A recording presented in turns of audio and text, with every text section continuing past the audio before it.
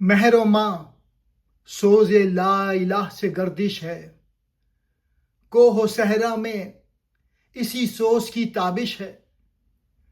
یہ دو حرف لا الہ فقط گفتار نہیں، یہ وہ شمشیر ہے جس کے لیے کوئی ڈھال نہیں۔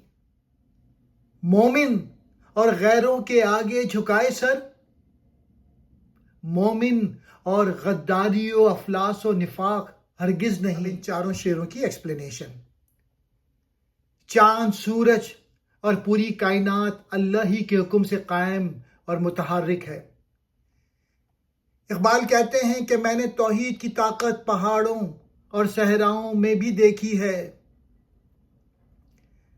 لا الہ صرف زبان سے بولنے کے الفاظ نہیں، بلکہ ایک انقلابی عقیدہ ہے۔ یہ انسان کے دل سے جھوٹے خداؤں، خوف، غلامی اور باطل کی طاقت کو ختم کر دیتا ہے۔ سچا مومن کسی ظالم یا باطل طاقت کے سامنے اپنا سر نہیں جھکاتا۔